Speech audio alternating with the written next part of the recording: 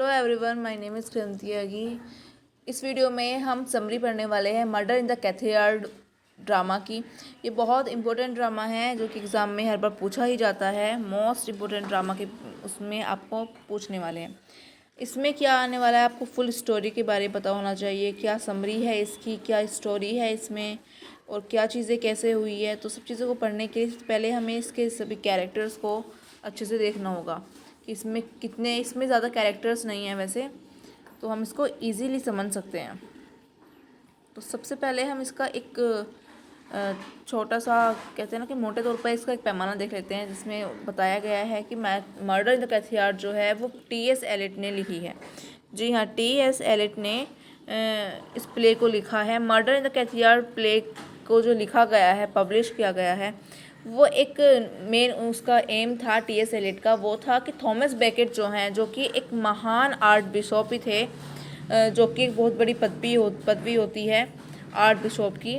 तो वो art bishop थे थॉमस बेकेट। तो थॉमस बेकेट की जो मर्डर हुआ कैथेड्रल में, कैंटरबरी कैथेड्रल में उनका मर्डर जो हुआ वो कैसे हुआ और किस तरीके से किसने किया, तो उसके बारे में, उसकी सच्चाई का खुलासा करने के लिए उन्होंने टी.एस. एलियट ने murder in the cathedral play का निर्माण किया, जो कि 1935 में इसको लिखा भी, रिटन भी किया गया और ये पब्लिश भी 1935 में ही किया गया। तो चलिए इसमें देखते हैं इसमें कैरेक्टर्स कौन कौन हैं। तो इसमें कैरेक्टर जो हैं हमारे, एक तो हैं हमारे चौरस। तो सबसे पहले तो हमारे थॉमस बेकेट हैं। तो सबसे पहले तो हमारे जो मेन हैं वो हैं थॉमस बेकेट, जिनके बारे में बताया गया है। फिर है चौरस। चौरस था, ये एक कॉमन वुमेन ग्रुप था जो कैंटरबरी कैथेड्रल में एक कॉमन वुमेन ग्रुप था, जिसमें ये थॉमस बेकेट मेंबर थे। लेकिन फिर सेकंड इसमें फिर है हेनरी सेकंड किंग। ये किंग हैं इंग्लैंड के। इनसे पॉलिटिकली कुछ इश्यूज हो गए थे, कुछ कॉन्फ्लिक्ट्स होने की वजह से थॉमस बेकेट को अपना देश छोड़कर फ्रांस जाना पड़ा। 7 साल के लिए फ्रांस चले गए। इनमें 3 प्रिस्ट आते हैं, 4 नाइट्स आते हैं और इसमें 4 टेम्पटर्स भी आते हैं। इसमें 4 टेम्पटर्स भी आते हैं। तो टोटल इसमें कितने होते हैं कि एक तो आपके थॉमस बेकेट हो गए, ठीक, एक आपके हेनरी किंग हो गए, 4 नाइट्स हो गए, 4 टेम्पटर हो गए, 3 प्रिस्ट हो गए और एक चौरस हो गया। ठीक है, तो ये आपके कैरेक्टर हैं जो कि murder in the cathedral play के अंतर्गत आते हैं, murder in the cathedral play में आते हैं। ठीक है, अब इसको समझना इजी होगा। इसमें 2 पार्ट हैं और एक 2 पार्ट के बीच में एक इंटरवल टाइप में है, जिसमें कि थॉमस बेकेट जो हैं वो अपनी स्पीच देते हैं, और हम उसको एक लास्ट स्पीच भी उनकी कह सकते हैं, जैसा कि उन्होंने अनाउंस भी किया था। चलिए स्टोरी को पढ़ते हैं और समझते हैं कि आखिर इस स्टोरी में था क्या। तो मर्डर इन द कैथेड्रल जो हम बात करते हैं, तो इसमें आता है मर्डर इन द कैथेड्रल। इसमें क्या था, मर्डर इन द कैथेड्रल जो है टी.एस. एलियट ने लिखा है, उसमें ये दिसंबर 1 एक सेकेंड, तो ये दिसंबर में जो थे थॉमस बेकेट जो हैं वो दिसंबर में 7 साल के बाद फ्रांस से वापस इंग्लैंड लौट आए। जो इंग्लैंड का राजा है हेनरी सेकंड, तो उनसे राजनीतिक तौर पर थॉमस बेकेट का झगड़ा हो गया था, तो उनकी जान को खतरा था, और वो जो चौरस ग्रुप था, वुमेन कॉमन ग्रुप, उन्होंने बहुत फोर्स किया, और ज़्यादा फोर्स करने के कारण थॉमस बेकेट को अपना देश छोड़कर, मतलब इंग्लैंड छोड़कर फ्रांस जाना पड़ा। अब वो अपने देश वापस आना चाहते हैं, तो वो 7 साल बाद, पूरे 7 साल बाद, 7 ईयर्स आफ्टर, वो क्या करते हैं, फ्रांस से इंग्लैंड वापस आते हैं। तो उनके आने की खबर जो है, वहाँ पर कैंटरबरी चर्च में जो है वो प्रिस्ट हैं, मैसेंजर्स हैं। तो एक मैसेंजर आता है। अब वहाँ पर क्या हो रहा है, चौरस टीम है, वो जो चौरस ग्रुप है वो कैंटरबरी कैथेड्रल में क्या है, चौरस है ग्रुप, और वो वहाँ पर बैठा हुआ है। उनको खबर पहुँचती है एक मैसेंजर से, जी हाँ, एक मैसेंजर आता है जो कि उनको खबर देना चाहता है कि भाई वहाँ पर जो है वो आने वाले हैं। अब चोरस जो हैं वो क्या कर रहे हैं, बैठे हुए हैं। उनको एक वहाँ पर थॉमस बैकेट जो हैं वो 7 साल बाद इंग्लैंड आ रहे हैं, जो कि और उस चर्च में 3 प्रिस्ट भी बैठे हुए हैं, चोरस बैठे हुए हैं। अब वहाँ पर एक मैसेंजर आता है, तभी क्या होता है कि वहाँ पर एक मैसेंजर आता है और आकर एक मैसेज देता है वहाँ पर चोरस टीम को और प्रिस्ट को कि हमारे जो थॉमस बैकेट हैं वो 7 साल बाद इंग्लैंड वापस आ रहे हैं, घर वापस आ रहे हैं। इतना ही सुनते ये मैसेज चला, इतना न्यूज़ देते ये मैसेंजर जो होता है वो चला जाता है। और यहाँ पर चोरस टीम जो है वो परेशान हो जाती है, बहुत घबरा जाती है, क्योंकि वो जानती है कि अगर वो थॉमस बैकेट इंग्लैंड वापस आ जाते हैं, घर वापस आ जाते हैं, तो जो किंग हेनरी उनको नहीं छोड़ेगा, किंग हेनरी उनको मार डालेगा। जब उनको पता चलता है कि वो आने वाले हैं तो वो कोशिश करते हैं कि वो उनको वापस भेजते हैं, लेकिन थॉमस बैकेट नहीं सुनते हैं और वो डिसाइड कर लेते हैं कि मैं कैंटरबरी कैथेड्रल में वापस आऊँगा। तो जैसा कि वो वापस आने लगते हैं, तो वो सोचते हैं कि जब भी अब तो वो आने वाले हैं, कुछ नहीं हो सकता। तो वो क्या करते हैं, प्रिस्ट होते हैं वो कहते हैं कि हमें उनके वेलकम के लिए खड़ा होना चाहिए। अब वो क्या होते हैं, बाहर जो हैं ये तीनों प्रिस्ट खड़े हो जाते हैं उनके वेलकम के लिए, किसके, थॉमस बैकेट के वेलकम के लिए। अब तीनों प्रिस्ट जो हैं उनका थॉमस बैकेट का वेलकम करते हैं अच्छे से। अब वेलकम करने के बाद अब थॉमस बैकेट जो हैं कैंटरबरी कैथेड्रल में एंट्री कर चुके हैं और वो बहुत खुश हैं कि वो अपने घर वापस आ गए हैं, अपने देश वापस आ गए हैं। ये खबर अब हेनरी किंग को भी पहुंच चुकी होती है। उसके बाद क्या होता है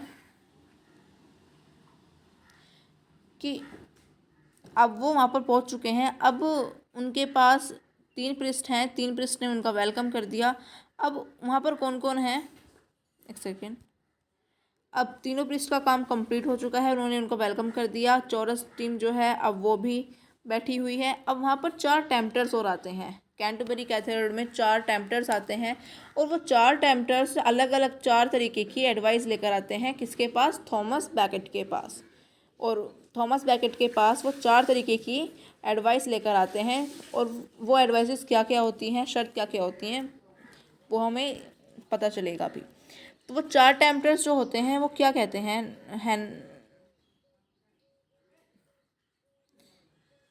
वो कहते हैं कि, एक सेकेंड, हर प्रकार से वो थॉमस को ये फील करना चाहते हैं कि तुम्हें जो है हेनरी की बातें मान लेनी चाहिए।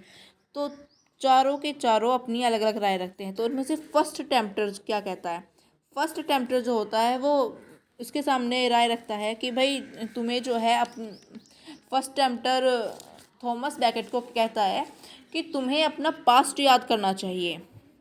कि थॉमस बैकेट तुम्हें अपना पास्ट याद करना चाहिए, पास्ट की मेमोरीज याद करो, गुड मेमोरीज याद करो। ये फर्स्ट टेम्पटर का थिंकिंग है कि अपनी पास्ट की जितनी भी गुड मेमोरीज हैं, गुड मेमोरीज का मतलब है कि जब आप किंग हेनरी हैं उनसे आपका कोई झगड़ा नहीं था, किसी प्रकार का कोई झगड़ा नहीं था आपका उनसे, ऐसी मेमोरीज याद करो जब आप उनके साथ सही थे, मतलब पॉलिटिकली या फिर सोशली आपको कॉन्फ्लिक्ट नहीं थे आपके बीच में, तब आप अच्छे से अपने देश में रह रहे थे, आप देश से नहीं गए थे, उससे पहले की अच्छी अच्छी बातें याद करो और जीवन यापन करो सही से। वो मतलब वो कहना चाहते हैं कि अब किंग हेनरी की जो भी हैं बातें उनको मानो और अपने देश में रहो आराम से। लेकिन जो थॉमस बैकेट हैं वो इसकी बात को नहीं मानते और वो उसको मना कर देते हैं कि मुझे तुम्हारी सलाह अच्छी नहीं लगी। तो फर्स्ट टेम्पटर का जो सलाह थी वो उसको नहीं मानते। अब सेकंड टेम्पटर की बात आती है। सेकंड टेम्पटर क्या कहता है, फर्स्ट टेम्पटर की बात ख़त्म हुई, अब सेकंड टेम्पटर कहता है कि मेरी बात सुनिए आप, मैं कहना चाहता हूँ आपको जो चांसलर का पद मिल रहा है आप उस पर बैठ जाइए। जो हेनरी है वो उसको लालच देता है कि तुम मेरा रास्ता छोड़ो और मैं तुम्हें चांसलर का पद देता हूँ और तुम उस चांसलर पद पर निवास करके राज करो। लेकिन जो थॉमस बैकेट होते हैं वो एक सच्चे देशभक्त होते हैं। वो कहते हैं कि मैं अपने लालच के लिए अपने देश के साथ गद्दारी नहीं कर सकता और मैं तुम्हारी जो तुम मुझे चांसलर की पदवी दे रहे हो मैं उसको रिजेक्ट करता हूँ। तो अब जो सेकंड टेम्पटर है उसकी बात भी नहीं मानी जाती, वो रिजेक्ट कर देते हैं फर्स्ट टेम्पटर की बात, पास्ट वाली भी और चांसलर के पद वाली बात भी। अब आता है थर्ड, वो कहता है कि मेरी बात सुनिए, किंग के साथ समझौता कर लीजिए और जो जैसा जैसा किंग कहते हैं वैसी वैसी बात मान लीजिए सारी और आराम से रहिए इस देश में। वो कहता है समझौता करने के लिए, वो कहते हैं कि वो इसकी बात को भी मना कर देते हैं। अब फोर्थ ने तो अलग ही बात कह दी। फोर्थ ने बोला कि ऐसा कीजिए, आप शहीद हो जाइए, अगर आप शहीद हो जाते हैं तो आप फेमस हो जाएंगे और सब सही हो जाएगा, ठीक है। तो ये इस बात को भी मना कर देते हैं। वो कहते हैं कि मैं शहीद तो हो सकता हूँ लेकिन अगर मुझे उसमें मेरा स्वार्थ के लिए शहीद करना चाहते हो तुम तो मैं नहीं होऊंगा, अगर निस्वार्थ शहीद होना है तो मैं हो सकता हूँ। वो इसका मतलब ये है, टोटली बात जो निष्कर्ष है वो निकल कर आता है कि उन जो थॉमस बैकेट हैं उन्होंने चारों के चारों टेम्पटर की बात को मानना रिजेक्ट कर दिया। उन चारों की चार बात तो चारों की ही नहीं मानी। अब वहाँ क्या होता है, अब फर्स्ट पार्ट जो है, इस फर्स्ट पार्ट में क्या हुआ, ये जो था ये हमारा फर्स्ट पार्ट चल रहा था, इसमें मैंने बताया था आपको 2 पार्ट हैं। तो फर्स्ट पार्ट में क्या होता है कि थॉमस वापस आ गए हैं और पुलिस ने उनका वेलकम किया है। चोरस टीम को रोक लेकिन रोक नहीं पाती है और टेम्पटर जो हैं चार टेम्पटर्स हैं वो अलग अलग राय देते हैं, वो उनकी राय नहीं मानते। अब आता है बीच में एक इंटरवल होता है छोटा सा, उसमें उस इंटरवल में क्या होता है, थॉमस बैकेट जो हैं वो अपनी स्पीच देते हैं। अब वो स्पीच में क्या कहते हैं, वो एक स्पीच देते हैं, कैंटरबरी चर्च में ही है वो, और वहाँ पर एक स्पीच दे रहे हैं कि स्पिरिचुअलिटी के ऊपर दे रहे हैं कि पवित्रता को ध्यान में रखने के लिए, इस तरह की वो स्पीच देते हैं कैंटरबरी में। पवित्रता के बारे में सोचने के लिए वो प्रेरित कर रहे हैं लोगों को, जो जीसस के चेले हैं वहाँ पर उनको सोचने पर मजबूर करते हैं और वो हर प्रकार से बताना चाहते हैं कि हमें किस तरीके से आर्ट बिशोपी जो मैं बना हूँ उसमें मुझे चांसलर बनने में इतना आनंद नहीं मिलेगा जितना मैं स्पिरिचुअलिटी के आधार पर कार्य कर सकता हूँ। बहुत मतलब वो हर प्रकार से ईश्वर में आस्था के लिए प्रति वो स्पीच देते हुए कहते हैं और कहते हैं कि सत्य, अहिंसा, ये सब चीज़ों के बारे में वो बताते हैं, मतलब अच्छी अच्छी बातें बताते हैं, शुद्ध विचारों को प्रदर्शित करते हैं। और उसके बाद वो कहते हैं कि शायद ये मेरी ये बात भी कहते हैं कि शायद ये मेरी लास्ट स्पीच भी हो सकती है, क्योंकि वो जानते हैं कि हेनरी किंग की उन्होंने बातें नहीं मानी है तो जो हेनरी किंग है वो उनको ज़रूर मारेगा। वो इस बात को भी जानते हैं कि ये जो हेनरी किंग है वो उनको मार देगा, लेकिन फिर भी वो स्पीच देते हैं। और स्पीच देने के बाद उनकी स्पीच ख़त्म होते ही वहाँ पर क्या होता है कि अब स्पीच ख़त्म हो गया, फर्स्ट पार्ट क्लियर हुआ, फर्स्ट पार्ट ख़त्म हुआ, बीच में स्पीच आई उनकी, इंटरवल में स्पीच हुई और अब चलता है पार्ट सेकंड। जी हाँ, अब पार्ट सेकंड में क्या होगा कि जो हेनरी है, अब जब हेनरी को पता चला है कि जो उन्होंने पॉलिसीज़ दी थी 4 टेम्पटर्स के द्वारा उनको समझाने के लिए, समझौते के लिए, उन्होंने नहीं मानी है, तो वो अपने 4 नाइट्स भेज देता है किसको मरवाने के लिए, थॉमस बैकेट को। अब वहाँ पर क्या होता है कि 4 नाइट्स जो हैं वो आ चुके हैं। अब कैंटरबरी में 4 नाइट्स आ चुके हैं जो कि हेनरी ने भेजे हैं, क्यों, थॉमस बैकेट को मरवाने के लिए, ठीक। अब वो 4 नाइट्स जो हैं वो थॉमस बैकेट के विरुद्ध बोलने लगते हैं कि हमारे राजा ने उनको चांसलर बनने के लिए पदवी की भी दी है, समझौता करने के लिए बोला, चांसलर पर राज करने के लिए बोला, उनको बहुत सारे लालच दिए, हर प्रकार से उन्होंने उनके लिए बोला, लेकिन ये तो बहुत बड़ा गद्दार है और अपने राजा की बात नहीं मान रहा है, ये सब चीज़ें करके मतलब वो उनको ही थॉमस बैकेट के बारे में उल्टा सीधा बोलने लगते हैं। अपने हेनरी राजा की साइड लेते हुए 4 जो नाइट्स हैं वो क्या करते हैं, थॉमस बैकेट को बहुत तरीके से मतलब इंसल्टेड करते हैं और उनके बारे में अपशब्द बोलने लगते हैं। उनके बारे में क्या करते हैं, वो अपशब्द बोलने लगते हैं, उनको ही उल्टा गद्दार बताने लगते हैं। किसको, थॉमस बैकेट को। ये जो 4 नाइट्स हैं ये थॉमस बैकेट के बारे में उल्टा सीधा बोलने लगते हैं, अपशब्द बोलने लगते हैं। ऐसा ही बोलते हुए क्या होता है कि जो थॉमस बैकेट सब कुछ सुन रहे होते हैं वो सोचते हैं कि ईश्वर की अगर ये गलत बोल रहे हैं तो आप इनको क्षमा करना ही इनकी बहुत बड़ी गलती है। उसके बाद क्या होता है, ये जो है 4 नाइट्स, क्योंकि इनको तो ऑर्डर मिला हुआ है हेनरी से कि थॉमस बैकेट को कैसे भी करके मारा जाए। तो अब क्या है कि जो 4 नाइट्स हैं ये थॉमस बैकेट पर अटैक करने के लिए चलते हैं। ये उन पर अटैक करने के लिए जैसे ही चल बढ़ते हैं, तो ये जो 3 पृष्ठ हैं, ये थॉमस बैकेट को बीच में ऐसे घेर लेते हैं। यहाँ पे थॉमस बैकेट हैं और ऐसे ये तीनों पृष्ठ जो हैं उनको बचाने के लिए खड़े हो जाते हैं।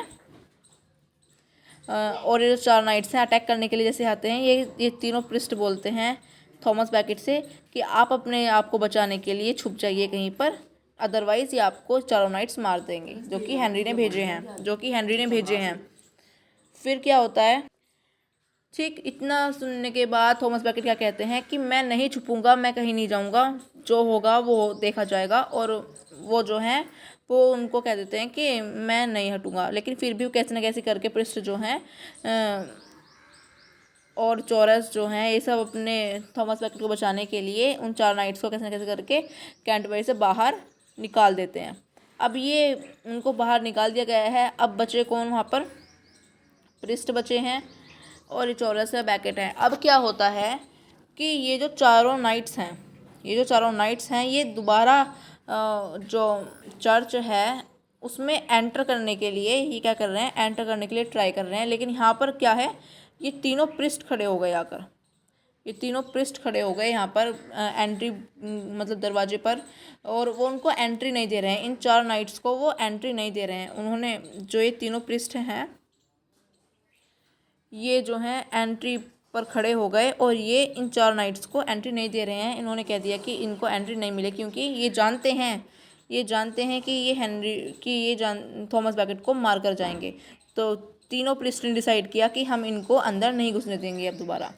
अब क्या होता है, जब ये चीज़ को देखते हैं कौन, थॉमस बैकेट देखते हैं। जब थॉमस बैकेट देखते हैं कि भाई 4 नाइट्स बाहर खड़े हुए हैं और उनको एंट्री नहीं दे रहे हैं, तो क्या करते हैं वो तीनों पृष्ठ से कहते हैं कि थॉमस बैकेट हैं, तीनों पृष्ठ से कहते हैं कि ऐसा है, किसी भी बुक में, किसी भी किताब में, किसी भी ग्रंथ में ऐसा नहीं लिखा कि चर्च के अंदर किसी को भी आने से रोका जाए। तो ये कानून के, प्रकृति के नियमों के खिलाफ है और ऐसा नहीं किया जा सकता। ये गलत है। तो चाहे कुछ भी हो, चाहे ये मुझे मारना चाहते हैं मारने दो, लेकिन तुम्हें कोई अधिकार नहीं है कि आपको कोई अधिकार नहीं है इन 4 नाइट्स को कैंटरबरी में एंट्री करने से रोकने के लिए। ठीक है, तो फिर ये मजबूर होते हैं जब थॉमस बैकेट इनको आदेश देते हैं कि इनको एंट्री दो और इनको आने दो अंदर। तो फिर क्या होता है, अब तीनों पृष्ठ जो हैं 4 नाइट्स को एंट्री दे देते हैं और अब कैंटरबरी में ये 4 नाइट्स आ चुके हैं और वहाँ पर थॉमस बैकेट हैं। अब 4 नाइट्स जो हैं सरेआम इनको मार देते हैं, मर्डर कर देते हैं थॉमस बैकेट का, और ये ऐलान करते हैं कि ये थॉमस बैकेट जो थे राजद्रोही थे, इन्होंने हमें राजा की बात नहीं मानी थी, और इनके बारे में फिर से उल्टे सीधे शब्द कहने लगते हैं। लेकिन यहाँ पर जो चौरस टीम होती है, पृष्ठ होते हैं, ये सब बहुत दुखी हो रहे होते हैं। ये तीनों पृष्ठ बहुत दुखी हो रहे होते हैं कि जो अनहोनी नहीं होनी थी वो ही, जिससे मतलब बचा रहे थे, वो हो गई, और ये सब सैड हैं बहुत। और इधर चौरस टीम जो है वो बहुत ज़्यादा सैड है, रो रही है, विलाप कर रहे हैं, और वो कह रहे हैं। और जब ये जो 4 नाइट्स हैं ये अभी भी मारने के बाद भी थॉमस बैकेट को अभी भी उनके बारे में अपशब्द बोल रहे हैं और ऐसे दिखा रहे हैं कि उन्होंने कुछ अच्छा काम किया है उसको मार के। तो यहाँ पर जो चौरस टीम है ये दुखी हो रही है, बहुत उदास है, और रोते हुए जीसस से प्रे कर रही है, गॉड से प्रे कर रही है इन 4 नाइट्स के लिए भी, और इनकी रेस्ट इन पीस के लिए भी, और इन 4 नाइट्स की गलती के लिए भी, कि हे ईश्वर, कि ये जो 4 नाइट्स हैं ये बुद्धिहीन हैं, इनको बुद्धि नहीं है, मूर्ख हैं, आप इनको नादान समझ के इनकी गलती को माफ़ करें। इतने अच्छे इंसान के बारे में इन्होंने इतनी गलत गलत बातें कही, इतने अच्छे इंसान को इन्होंने मार दिया। इन्होंने जो गलती की है इनको इनकी गलती के लिए क्षमा की जाए। और इसी दुखद घटना के साथ इस कथा का, इस ड्रामा का, इस नाटक का यहीं पर अंत होता है। तो अगर आपको ये इजीली समझ आए तो प्लीज़ वीडियो को लाइक करना ना भूलें। और अभी 2 चैप्टर्स और बचे हैं। एक तो आपको बचा है देखो द प्राइज का, है ना। एक तो बचा है आपका द प्राइज, सेकंड रुकिए आप, तो एक तो अब बचा है आपका द प्राइस। एक नेक्स्ट वीडियो में आपका द प्राइस जो है वो भी मैं अभी अपलोड कर दूंगी। और एक बचा है आपका द स्ट्रीट वाली जो कार है ना, स्ट्रीट कार इन डिज़ायर। ये 2 चैप्टर बचे हैं आपके, टोटल 2 चैप्टर और बचे हैं, 2 ड्रामा और बचे हैं। इनको भी मैं अभी आज ही वीडियोस में अपलोड कर दूंगी ताकि आप आराम से इनकी समरी वाइज स्टोरी को समझ सकें इजी लैंग्वेज में। ठीक है, अब आपके 6 थे टोटल, चॉइसली करने थे लेकिन मैं सारे ही करा रही हूँ ताकि कोई भी ना छूटे, आपका कुछ भी आ जाए। तो आपका जो है इसमें क्या था, ब्रिटिश ड्रामा में 6 ड्रामा थे। तो किंग लेयर जो है वो मैंने क्लियर करवा दिया है आपका, ठीक। और आपका आर्म्स एंड द मैन है, ये भी मैंने वीडियो अपलोड कर दी है, इसकी भी समरी। सी स्टूप्स वाली भी मैंने समरी क्लियर कर दी है आपको, सारी वीडियो आपको मेरे चैनल पर मिल जाएगी। और मर्डर इन द कैथयार्ड आज हमारी हो चुकी है। तो ये 4 जो हैं हमारे हो चुके हैं, ठीक है। अब बचते हैं 2, इन जो 2 बचे हैं प्राइस वाला और स्ट्रीट कार वाला, तो इनको हम नेक्स्ट वीडियो में अपलोड करने वाली हूँ मैं अभी आपको। तो तब तक के लिए थैंक्स अ लॉट, और देखते रहें मेरे चैनल पे जितनी भी वीडियोस हैं, क्योंकि सभी बहुत इंपॉर्टेंट वीडियोस डालती हूँ मैं।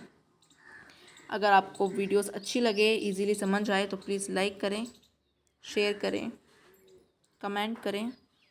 और जो भी क्वेरीज़ हैं प्लीज़ पूछें, कुछ भी क्वेरी हो पूछें, उससे मेरी भी इम्प्रूवमेंट होता है। बहुत सारी टीचिंग स्किल्स होती हैं, हेजिटेशंस हो वो भी सब कुछ आता है। और देखिए एक अंडरस्टैंडिंग पावर भी बहुत अच्छे से, एक्सप्लेनिंग पावर होती है। तो कुछ भी क्वेरीज़ हैं आप बताएं, कमेंट करें, और लाइक शेयर करना ना भूलें। Thanks a lot.